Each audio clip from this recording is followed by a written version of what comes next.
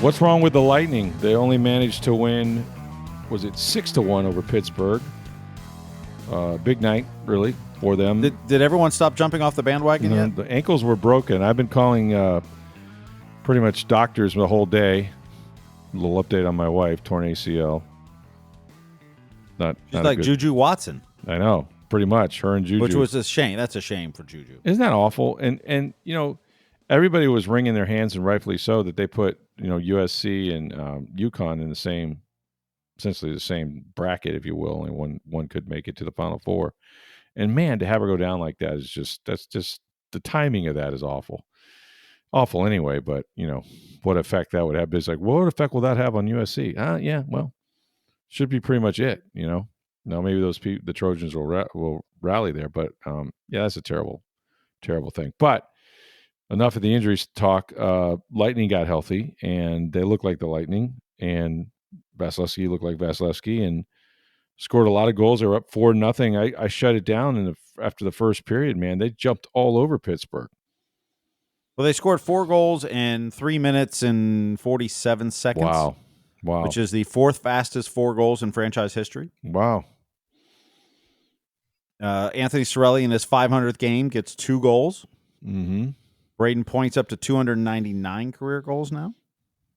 I think Cooch has 100 points, right? Cooch got 100. He's got 101 points, but he got 100 points. The 5th time in his career. He is the 21st player in NHL history to reach 100 points 5 times. Wow. That's really amazing. 5th player born outside North America to do so. And he is the only Russian to hit 100 points 5 times. Ovechkin hasn't done that? 4 times. Okay. Malkin 3 times. So Ovechkin and Malkin score a lot of goals. They don't get a ton of assists. That's a good point, yeah. To get that 100-point mark, you've got it's not going to be just goals. Like, you've got to be good passing in the assists. So Cooch getting, more rare territory. He's the only Lightning player to reach 100 goals more than once, and he's done it 5 times. He's incredible. The one thing I would say, and I don't know the answer to this really, the genius in his play obviously is the way he sees the ice and sets teammates up, and the great passing and all of that. He also can obviously score. Does he turn down shot? In other words, if he were a guy that was just like, I'm going to get goals, that's all I care about is goals. You know what I mean? And wasn't always looking to set other guys up, which makes him a better player and certainly makes the Lightning better. How many goals, if he were just wanted to be, selfish about it, could you think this guy could score? Because he scores plenty of goals as it is, and yet he also has all these assists. I mean, he could be a 50-goal scorer. Right. I mean, he's got over 30 this year already. Yeah. He's hit 40 before. He's in that 30-40 range pretty consistently, yeah. The hard part is when you're that good at passing. Like, and the goalies these days are so good. Like, you've got a shot. I could score, but man, if this pass gets through, that's wide open net.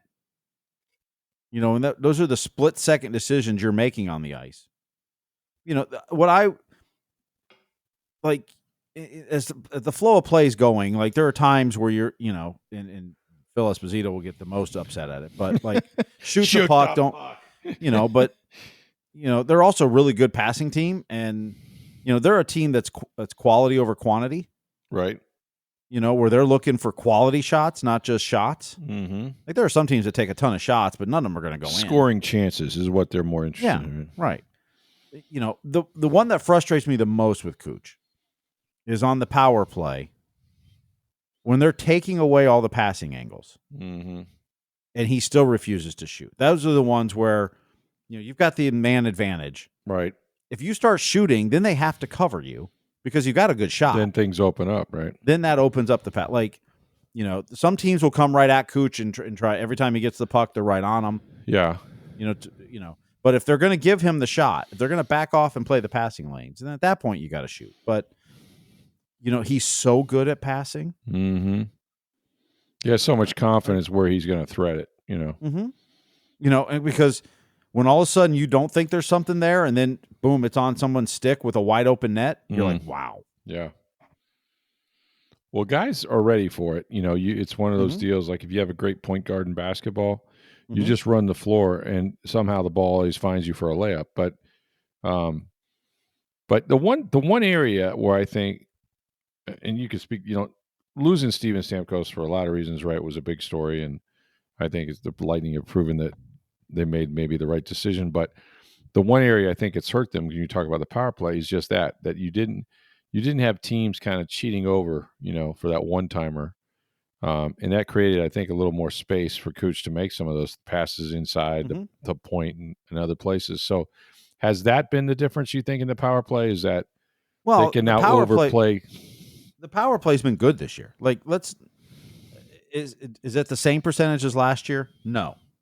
Still up there in the league. Is it top rankings. 5 in the NHL? Yes. Oh, it is? Okay. Yeah. Okay. I haven't looked in the last couple days, but yeah, but they're upper echelon. Overall, it's a top 5 power play. Okay.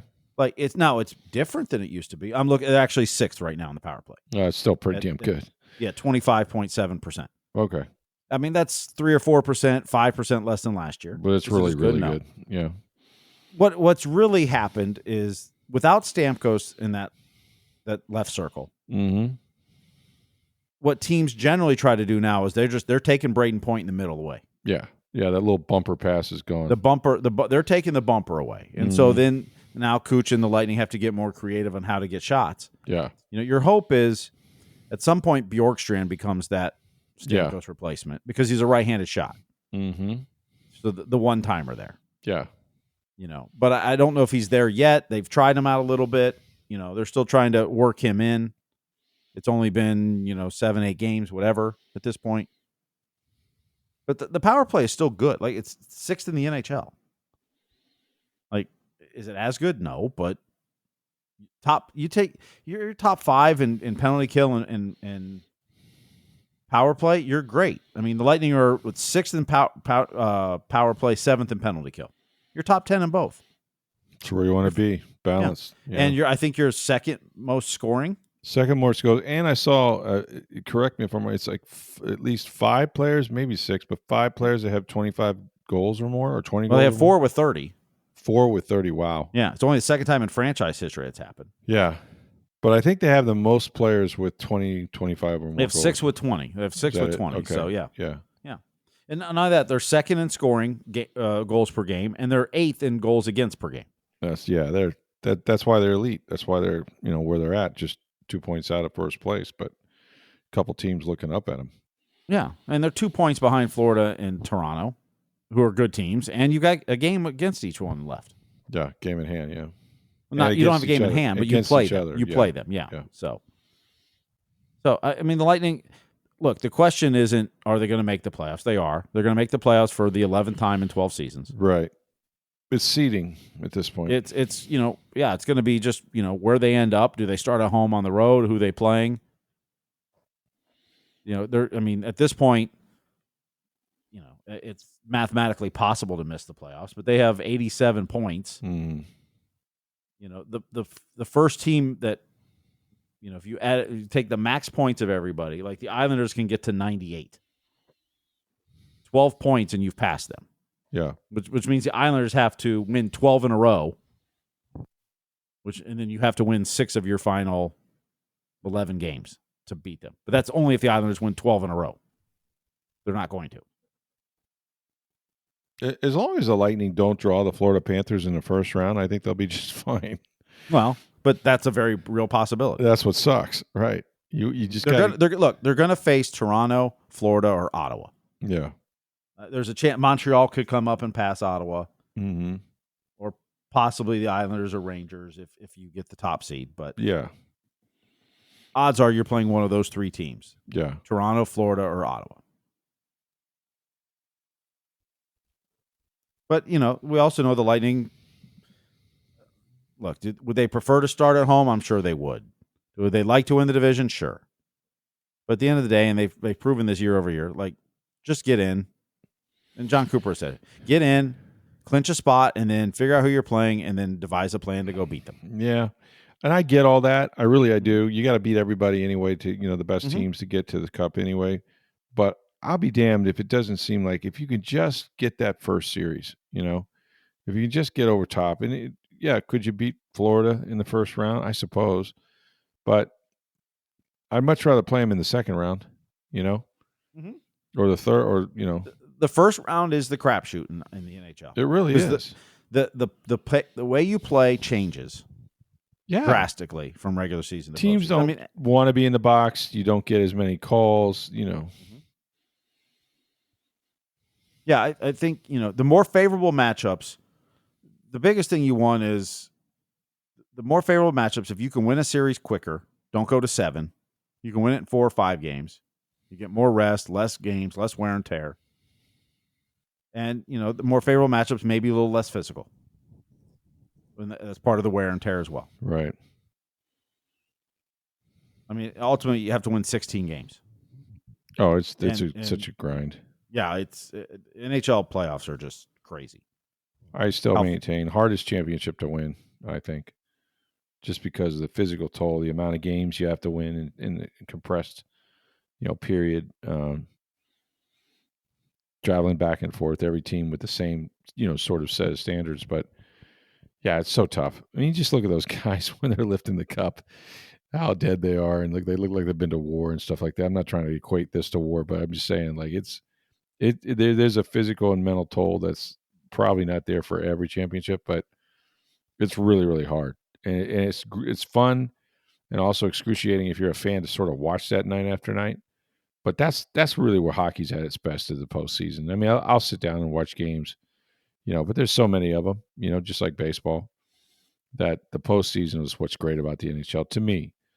But again, their consistency. I saw the other day, we kind of let this anniversary maybe slip, but Jon Cooper yesterday, I think, was hired 12 years ago.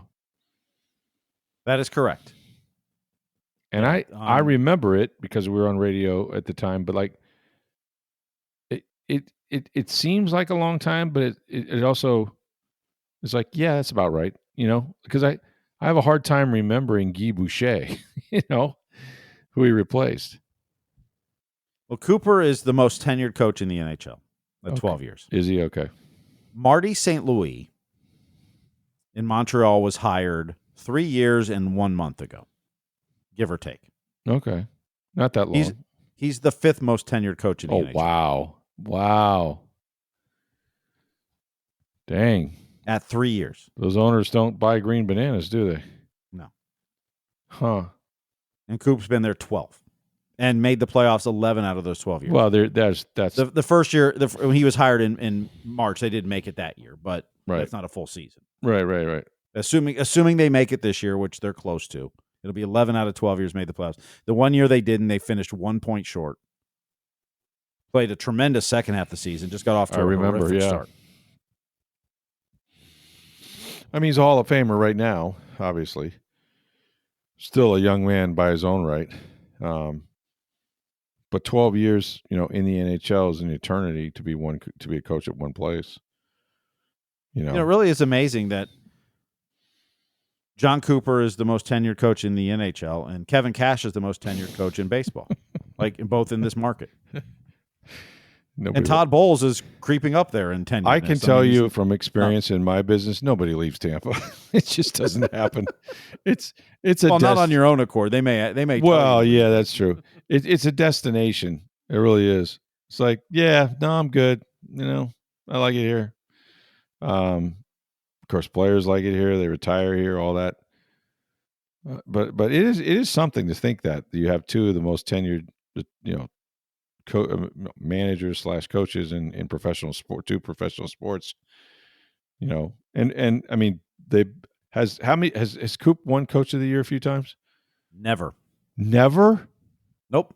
See, I stumbled. You don't ask a question you don't know the answer to. I just did that, and now I'm really sort of foot in mouth, but like, wow. Even the year that they won 62 games and 128 points and set all the records. And the voting's done before the playoffs, so it's not like they saw the sweep and then didn't vote him in. Is that like the Belichickian, Patriots won Super Bowls and Bill wasn't the coach of the year all the time because he had Tom They gave Brady? it to Barry Trotz, who turned the Islanders around that year. Yeah. They went from, way out of the playoffs to making the playoffs, and so they gave it to Barry Trotz because Tampa's got Kucherov and Vasilevsky and Hedman, so it's not Cooper. That's all, and that's always the thing with this Coach of the Year stuff. It's like, well, you have all the great players.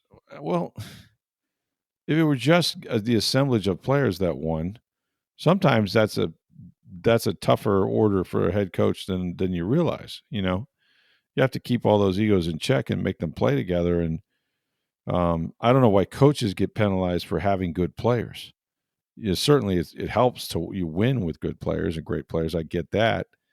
But I don't think you should take it, mark a guy down because he has good players. Like those players still have to learn to play together, play in a system, show up each and every night and win. There's a lot of great players. I bet you could probably name a few players who never won a cup, right? Sure. So, I mean, just having the act of having a great player or two doesn't guarantee success. Certainly helps, but he has never won the Jack Adams Award, which is what the Coach of the Year is. So, how do you change that? Talk to the writers in Canada.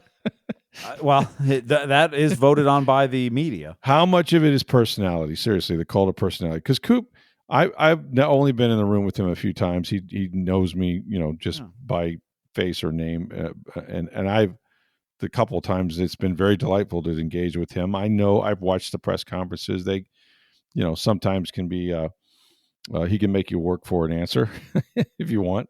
But seriously, how is he's regarded well in Canada, I would think. The media loves him. The media loves him. So the media loves him. So that's Mr. TNT. I mean, yeah, that's true. So then that should not that should actually help him in I assume writers vote for this. The media does vote for the Jack Adams. The hockey, different awards are different groups that vote for it, but the Jack Adams is the media. Yeah. I but wonder he gets penalized because they say it's the players. Too many good players, yeah. Players, not plays, Tom Moore. But, But yeah, that year they won 128 or had 128.62. So Cooch won the Hart. Hedman won the Norris. Vazzy won the Vezina. Coop did not win the Jack Adams. Jeez. Got to get a better agent. I don't understand. Well, as he said, I'd rather have the hardware. The big trophy at the end. Yeah. No doubt about it. But nobody says you can't have both. Well, that's true. Can't have nice things here in Tampa, but there you go. I'm starting my petition now. Coop for Coach of the Year. Well, this year he's not going to get it. Who's going to Edmonton or who's going to get this year? Spencer Carberry at Washington, most likely. Oh, okay. Who they were, maybe a borderline playoff team. Not really. They're the best team in the East. Yeah. Maybe the best team in hockey. Well, that's a good argument. But so he's probably going to get it. There's a couple others out there, but that would be my guess who gets it. And to be honest, he deserves it this year. Yeah. Like Washington, no one expected them to do what they're doing. And they're the best team in the East. It's not like when Barry Trotz did with the Islanders, they got in the playoffs. Like Carberry's got the best team in the East. And they weren't expected to be anywhere near there. Mm-hmm. So that would be a deserving Coach of the Year award. How far are we from the NHL playoffs? The regular season ends April 17th. So we're, 4 weeks from it ending. Coming up, yeah. Or 3 weeks. I'm sorry, 3 weeks from it ending. 3 weeks. Wow. Well, there you go. I mean, there's 11 games left for the Lightning. So yeah. And so we are 3 weeks from tomorrow, the regular season ends. And the playoffs are going to start that weekend, 19th, 20th probably. So we'll have postseason hockey, NHL playoffs, which is the greatest playoff in my mind. To watch because every game is just a battle. And then the Tampa Bay Rays, we only 2 sleeps away from opening day. That is correct. Yeah. From Ryan Pepio taking the mound. Ryan Pepio, who takes the ball from Shane McClanahan, who took the ball from Kevin Cash. But yeah, McClanahan out, Pepio in. And the Rays announced there is a sellout, some less than 12,000 seats. At 10, what did I see the number was? 10. It was actually a little lower than I was anticipating. I don't know if they. I thought it held 12, but you're right. When I saw the sellout, it was for much less than that. Regardless, you would hope that they could sell out a smaller ballpark, but it did just sell out, or they just 10,046. Okay, yeah, the friendly confines. It's going to be very cozy in there. I've seen some of the pictures of a transformation to a Rays ballpark, which is astounding to me. But it is indeed going to look like the Rays ballpark. And outdoor baseball, perfect weather. It's supposed to be about 80 degrees, kind of dry. Yep. No, this weekend should be good. Yeah. The Rockies are in town, so they'll feel like they're in Colorado weather. But I'm excited. Listen, the one thing I'll say about baseball, it's baseball, Ray. Been marching through like a bunch of steam engines or whatever, is that I guess this is true of hockey to some degree, but hockey's not every night, where baseball seems like that every night sport. It's such a marathon. The boys of summer and all that. Is that I really do look forward to knowing that there's a game on most every day.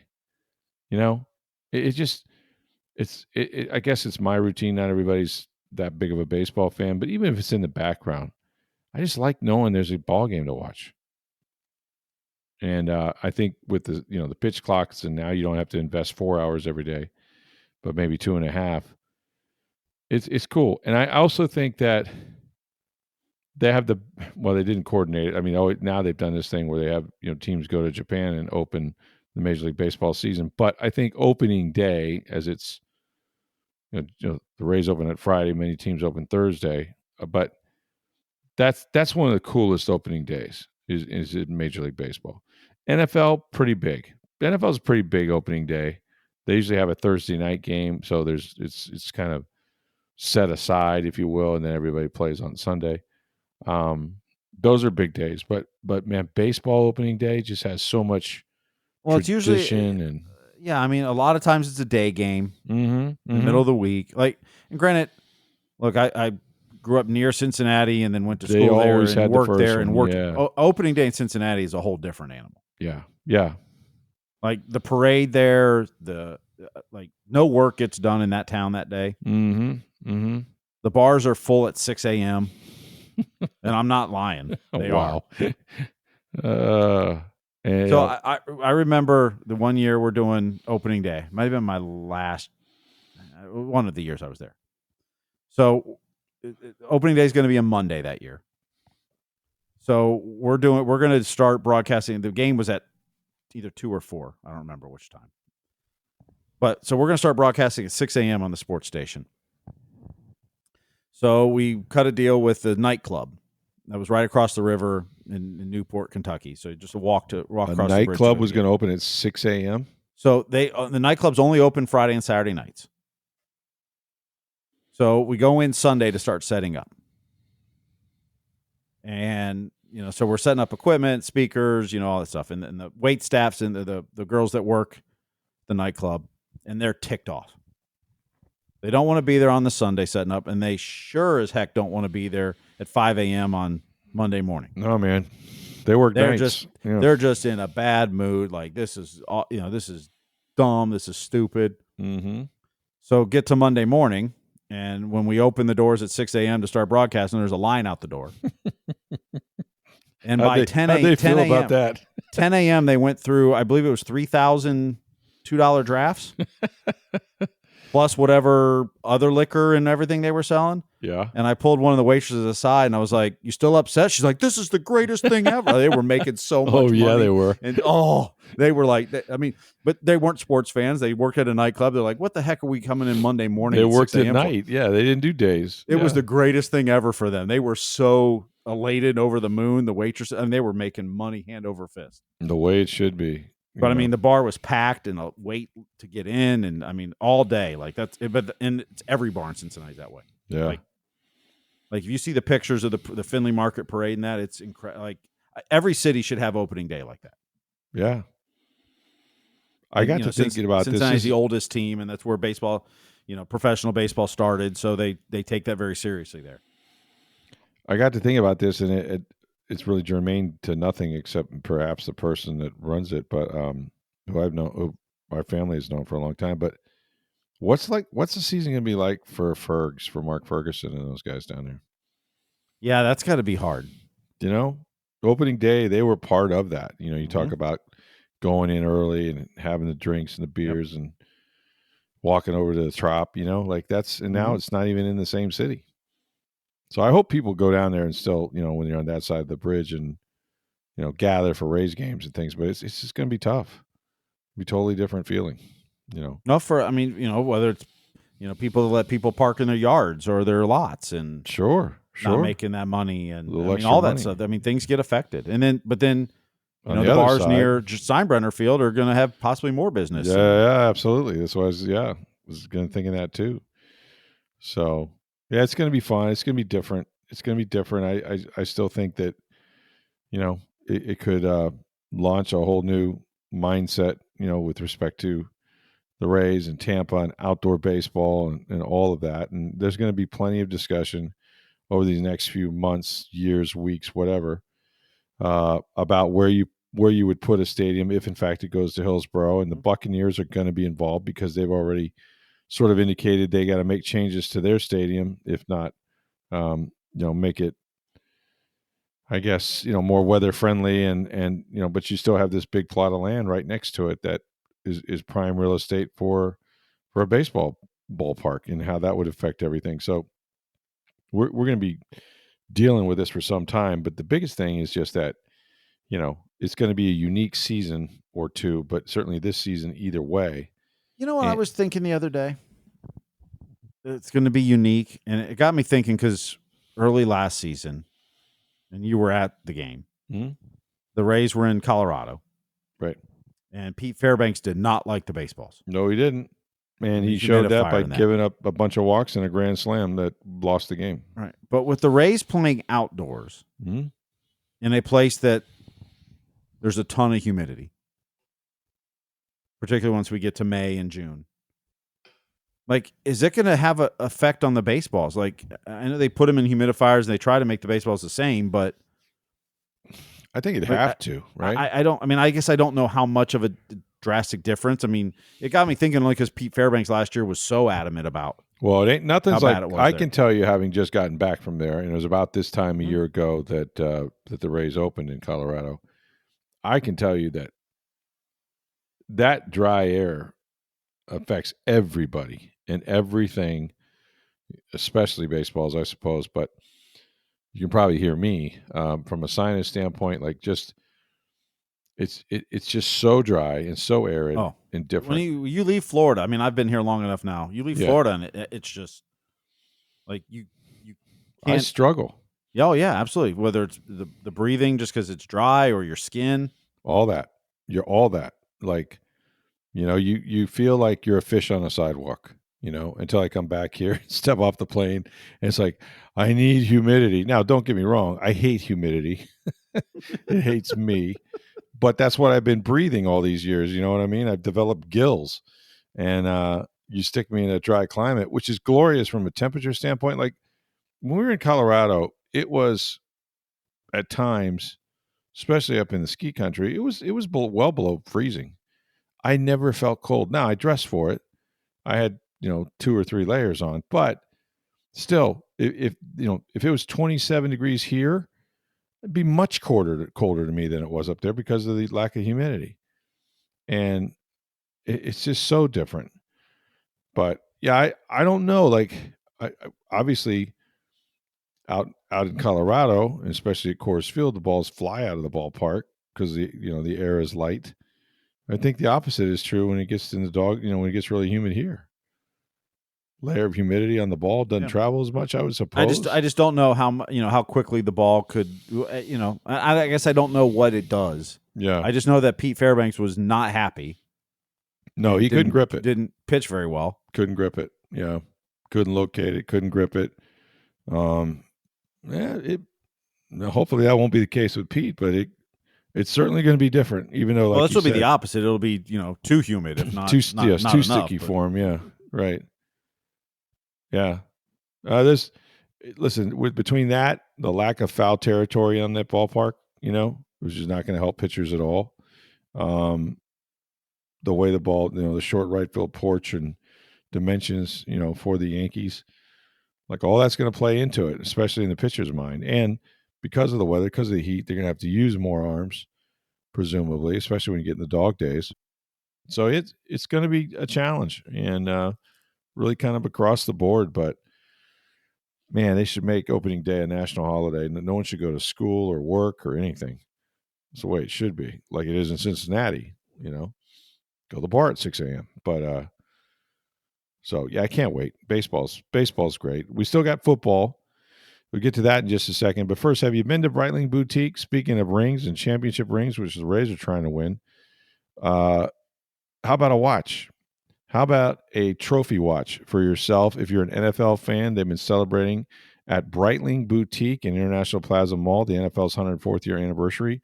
Breitling, of course, has been making these great Swiss watches for over 140 years. They've been at International Plaza now for more than 5.